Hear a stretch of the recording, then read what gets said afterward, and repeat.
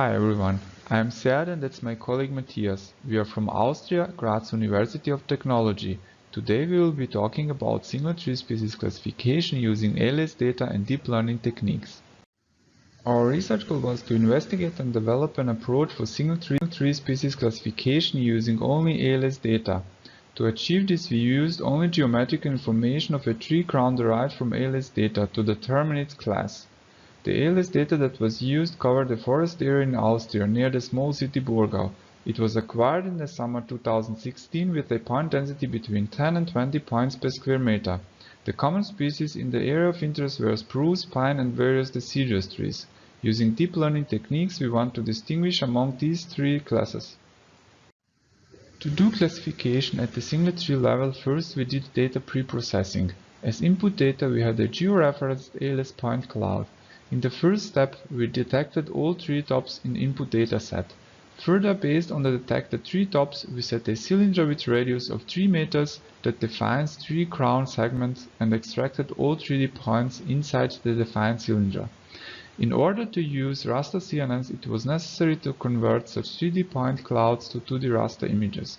Doing so, it was very important to preserve and make visible all structures and patterns within such a tree crown point cloud. If you look at the point cloud on the left side, we could already see some structures and patterns in the tree crown, but we were not able to say if the branches are in the background or in the foreground.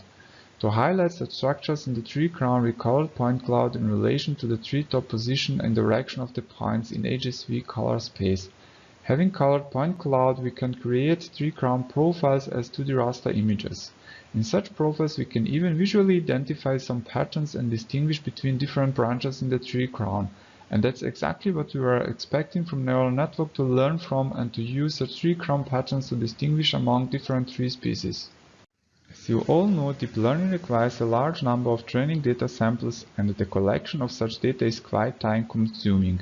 Therefore, we did some kind of image augmentation to increase the number of data samples. We rotated colored tree crown point cloud and created 24 different multi-view profiles of the same tree, thus increasing the number of our training and validation datasets.